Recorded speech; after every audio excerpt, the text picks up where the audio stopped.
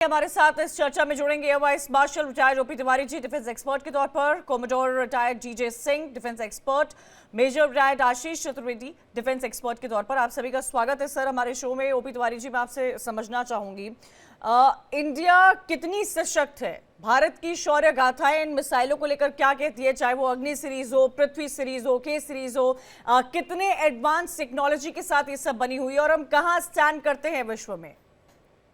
कंचन, देखो, पहले मैं भारत और पाकिस्तान का कोई तुलना नहीं। अपनी जो ये मिसाइल टेक्नोलॉजी है, जितने मिसाइल बनी है, ये टेक्नोलॉजी की शुरुआत काफ़ी पहले हो गई थी।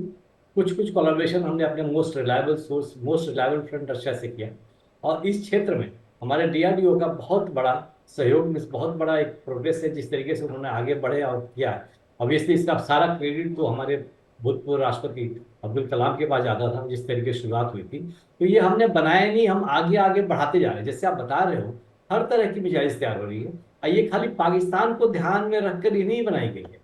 जो विश्व तो, भारत तो एक समय आ ही रहा है जब एक मिलिट्री शक्ति विश्व में बनेगा और उसको अरेबियन सी, पैसिफिक सी, कब जगह कांटेक्ट करना है, सब जगह रखना है, एक डेटरेंट रखना है ताकि टारगेट किया जा सके। और सबसे बड़ी बात ये कि सारी मिसाइल से भारत की बनी हुई है, ना इसको हम रोटेबल्स, ना स्पेयर्स, और ना किसी और चीज की, ना इनको कोई जैम करेगा जल्दी जब जब आएगा, बिकॉज इसकी असलियत तो लोगों को पता ही नहीं है। ये सब सबसे बड़ा एडवांटेज है जब आए देश अपने देश में निर्मित खुद अपने वेपन यूज करता है, तो इसकी बहुत बहुत बड़ी एडवांटेज होती है। जबकि पाकिस्तान के पास ऐसा कुछ भी नहीं है। पाकिस्तान तो सब जगह सारे जहाज उन्होंने इंपोर्ट किए हुए हैं, उसके रोटेबल्स, सर्विसेबल, जो कई सालों से जहाज रखे हुए हैं, कई सालों से टैंक रखे हुए हैं। कितने सर्विसेबल है, कुछ तो हमने रोड पे देखा कि वो ट्रेन से ट्रांसपोर्ट कर रहे हैं, लेकिन बैटलफील्ड में कितने काम आएंगे, कितने सर्विसेबल होंगे, कितने एक साथ लॉन्च करने आएंगे, इस समय की बात है। तो जहां तक actual, I am telling you not the numbers, but actual comparison का सवाल है, भारत और पाकिस्तान में कोई कंपैरिजन नहीं। इसीलिए मेरा कॉन्टेक्स्ट दुनिया को लेकर था कि हम दुनिया के सामने कहां स्टैंड करते हैं। जीजे सिंह जी, अगर आज बैटलफील्ड की बात की जाए, अगर बैटलफील्ड हमें देखने को मिले कुछ दिन में, तो हमारी मिसाइलों की तकनीक इतनी स्ट्रांग है। जो तमाम मिसाइलों का हम जिक्र कर रहे हैं और रिपोर्ट में भी दिखा रहे हैं, शॉर्ट रेंज मिसाइल हो या लॉन्ग रेंज हो, कितनी एडवांस टेक्नोलॉजी से लैस हैं। आज की तारीख में बैटलफील्ड में कौन सी मिसाइल सबसे ज्यादा स्ट्रांग और फ्रंट फुट पर नजर आ रही है आपको? देखिए, ये चारों जो आपने मिसाइलों का जिक्र किया है, चाहे अग्नि 5 हो, प्रलया हो, शौर्य हो, ब्रह्मोस हो, इन्हीं सभी मिसाइलों के साथ एक तो पाकिस्तान का कोई भी हिस्सा जो है वो इनकी रेंज से बाहर नहीं, और साथ में इनकी जो स्पीड है सब मैक 5 से ज्यादा है, बहुत ही तेज होती हैं, सेकंडों की बात है। और ये तो हमारा नेबर है, ये तो इंटरकॉन्टिनेंटल मिसाइल्स हैं हमारे पास, ये तो बहुत दूर तक मार करने वाली होती है। मगर हमारे पास जो रेंज है पाकिस्तान की, वो तो कुछ 100 के अंदर ही कह सकते हैं, 1000 मैक्सिमम माइल होगा। तो हम कोई भी टारगेट जो है पाकिस्तान के अंदर वो टारगेट कर सकते हैं। मगर इन मिसाइलों के अंदर जो सबसे बढ़िया बात है वो ये है कि ये लेटेस्ट टेक्नोलॉजी गाइडेंस सिस्टम के साथ बनी हुई है। इनके अंदर जो प्रिसीजन होती है, जैसे कि आप क्रूज मिसाइल ले, इनका जब इनके अंदर कोऑर्डिनेट्स, जहां पे भी इसको टारगेट करना होता है, मारना होता है, दागना होता है, उसके कोऑर्डिनेट जब डाल दिए जाते हैं तो सिर्फ मिस्टेक या एरर 1 मीटर की हो सकती है। आप ये लगाइए कि जहां मैं बैठा हूं, आप बैठे हुए हैं, अगर इसके कोऑर्डिनेट हो तो ये सिर्फ 1 मीटर तक गलती करेगी, इससे ज्यादा नहीं। तो इसके अंदर जो प्रिसीजन है वो बहुत ही ज्यादा है, स्टेट ऑफ द आर्ट है, इनके गाइडेंस सिस्टम बहुत बढ़िया हैं, और ये पेलोड बॉल लेके जा सकती हैं। और अगर हम न्यूक्लियर चाहें या कन्वेंशनल एमुनेशन बॉम्ब्स के साथ इनको भेजें, तो कोई भी टारगेट पाकिस्तान के अंदर, जैसे मैं हमेशा ये कहता हूं कि हम आर्मी हेडक्वार्टर्स के ऊपर, उनके एयरफोर्स हेडक्वार्टर के ऊपर, एयर हेडक्वार्टर, नेवी हेडक्वार्टर, जहां पे भी मारना हो, हमें कोई तकलीफ नहीं है, हम बड़ी आसानी से, सेकंड भी नहीं लगेंगे शायद। ठीक है, आशीष जी। जी, जिस तरह से हम मिसाइलों का जिक्र कर रहे हैं और मिसाइलों की शौर्य गाथा यहाँ पर बता रहे हैं, एक बात तो तय है कि भारत पूरी तरह से तैयार है और इसकी तैयारी आज से नहीं सालों साल से की जा रही है। मैं ये भी समझना चाहूंगी आशीष चतुर्वेदी आपसे कि क्या समय रहते रहते किस तरह ये फंक्शन होता है, किस तरह मिसाइलों को अपडेट किया जाता है। अगर युद्ध की बात की जाए तो जैसे हम विश्व में देख रहे होते हैं, चाहे रशिया हो, यूक्रेन हो, किस तरह के युद्ध होते हैं, कितने उनके पास वेपन्स होते हैं, अमेरिका किस तरह के वेपन्स यूक्रेन को प्रोवाइड करता है, नॉर्थ कोरिया ने रशिया को किस तरह की सहायता की है, इन सब लेवल पर क्या भारत के पास किस तरह की तकनीक से लैस मिसाइलें हैं? देखिए, वैसे तो टेक्नोलॉजी जो है वो निरंतर हर 10 साल के अंदर जो है अपग्रेड होती रहती है।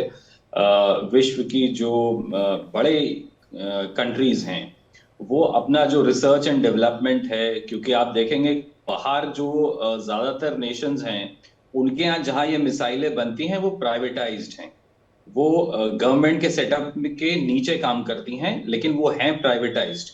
तो वो लोग अपने क्योंकि उनको जैसे बाकी प्राइवेट कंपनीज को अपना सामान जो है वो विश्व में सब जगह बेचना होता है, तो वो कंट्रीज में जो ये कंपनीज काम करती हैं वो निरंतर इनको जो है किसी ना किसी तरीके से इम्प्रूव करना चाहती हैं। लेकिन आज जितनी मिसाइल्स का जिक्र हम लोगों ने अभी आपके प्रोग्राम पे देखा है, आज की जो तारीख है उसमें ये टेक्नोलॉजी पे एट पार है, विश्व की जो भी मिसाइल्स हैं उनके साथ एट पार है। और हमें अभी कंपैरिजन हमें विश्व से उतना ज्यादा नहीं करना है, क्योंकि हमारी जो इमीडिएट थ्रेट है या जिस पे हम बात कर रहे हैं वो पाकिस्तान है। तो हमें, क्योंकि हमारा टारगेट पाकिस्तान है, तो हमें उसी के हिसाब से अपनी रणनीति बनानी है और उसी के हिसाब से अपनी तैयारी करनी है। अभी हम अमेरिका चाइना से लड़ने नहीं जा रहे हैं कि हम उस तरीके की तैयारी करें और उस तरीके का कंपैरिजन रखें, क्योंकि हमें अभी फोकस जो है पाकिस्तान पे करना है। अब जब हम पाकिस्तान की बात करते हैं तो कहीं ना कहीं वो हमसे हर लिहाज में, चाहे नेवी हो, एयरफोर्स हो या आर्मी हो, तीनों जो हमारी जो सेनाएं होती हैं उनसे कहीं ना कहीं हर हिस्से में बहुत पिछड़ा हुआ है। और जब कोई भी युद्ध होता है तो इन आजकल के जमाने में जो मॉडर्न वॉरफेयर है उसमें तीनों सेनाओं का एक कोऑर्डिनेटेड एफर्ट होता है। अब केवल जो थल सेना है वो आगे नहीं रहती है, अब अलग अलग फ्रंट पे लड़ाई जो है एक साथ लड़ी जाती है। हर चीज, मतलब हर एक जो सेना है वो अपना एक रोल प्ले कर रही होती है। आपको जैसे याद होगा 1971 वॉर में भी ऐसे ही हुआ था। बहुत सी चीजें होती हैं, बहुत ज्यादा अभी डिस्क्लोज भी नहीं किया जा सकता टीवी पे, वो सही भी नहीं है, लेकिन आम भाषा में समझने के लिए इतना समझना चाहिए कि जो तीनों सेनाएं हैं वो एक बहुत कोऑर्डिनेटेड एफर्ट करेंगी, यानी मिला जुला एफर्ट होगा तीनों सेनाओं का, हमारी एयरफोर्स, आर्मी और नेवी का। और उन तीनों में हमारी सुपीरियरिटी जो है पाकिस्तान से वो बहुत ज्यादा है। तो किसी भी कन्वेंशनल वॉर के अंदर पाकिस्तान जो है, पूरे देश को बिल्कुल निश्चिंत रहना चाहिए कि जब हम इस लड़ाई को जब भी कभी अगर शुरू करेंगे तो मुझे नहीं लगता कि वो 2-4 दिन से ज्यादा जो है वो चलने वाली है। उसके अंदर ही जो है हमें जो हमारा निर्धारित लक्ष्य होगा वो अचीव कर लेंगे। अच्छा ओपी तिवारी जी, एक बात यहाँ ये भी समझाइएगा कि जब भी बैटलफील्ड में वॉर होते हैं, युद्ध होते हैं, तो किस लेवल पर ऑपरेट होता है? क्या तीनों आर्मी के तीनों फ्रंट, चाहे एयरफोर्स, नेवी या आर्मी की बात की जाए, ये तीनों एक साथ काम कर रहे होते हैं या सिर्फ एक ही सब पर भारी पड़ जाता है? पिछले दौर हमने देखा है, चाहे एयर स्ट्राइक हो, सर्जिकल स्ट्राइक हो, किस तरह करतब दिखाया था भारतीय सेना ने, उसकी शौर्य की गाथा आज तक हम गाते हैं, लेकिन हाउ डज इट ऑपरेट?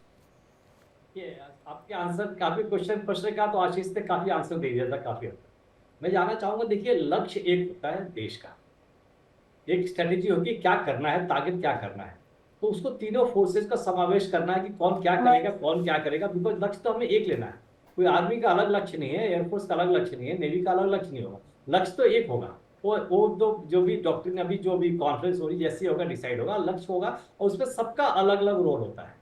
सब चीज का आर्मी का अलग रोल होता है, बिकॉज एक्चुअली देखिए जब कब्जा करना है, आगे बढ़ना है, तो ये कितना जीते हैं वो तो फुट से ही नाप सकते हैं। और एयरफोर्स का रोल होता है कि पहले सबसे पहले एयर सिक्योरिटी करनी है, ताकि जो जवान हमें आगे बढ़ रहे हैं उनके ऊपर एयर अटैक ना हो सके, हमारे टैंक आगे बढ़ रहे हैं उसको डिस्ट्रॉय नहीं किया जा सके। तो एयर सिक्योरिटी उनके फाइटर्स को न्यूट्रलाइज करना पड़ता है, उनके रडार्स को न्यूट्रलाइज करेंगे और आगे बढ़ते रहेंगे। नेवी हैज गॉट अलग रोल। नेवी का भी तीनों का समावेश जो होगा ये पोस्टल टाइप है। अभी तो नेवी का रोल बहुत इंपॉर्टेंट हो गया है जी, ये सब ज्यादा बताएंगे, मेरे मुझसे ज्यादा जानकारी होगी। बट ये कभी भी नहीं सोचना चाहिए कि एयरफोर्स अपनी अलग लड़ाई लड़ रही है, आर्मी अलग लड़ रही है। इट इज समावेश है और सीडीएस बनने के बाद से इसमें और रिफाइनमेंट आएगा और इसमें कोई स्कोप नहीं होगा गलती करने के लिए। अब ये 71 की मैं याद दिलाना चाहता हूँ, 71 में जब उनको एक ही ब्रिज था जिससे क्रॉस करके हम अंदर घुस सकते थे, तो ब्रिज को निकाल के उसको ब्रिज के क्रॉस हमें पैरा कमांडो जो आर्मी को ज्वाइन करने के लिए हमने 50 एयरक्राफ्ट लॉन्च किए थे, ट्रांसपोर्ट सारे एयरक्राफ्ट, एंड पैरा ट्रूपर्स को विद इन 3 घंटे के अंदर हमने ड्रॉप कर दिया था। तो वो डिपेंड्स अपॉन द क्या रिक्वायरमेंट है, क्या टारगेट है। तो एयरफोर्स यानी टारगेट को देखते हुए एक जॉइंट ऑपरेशन चलाया जा सकता है।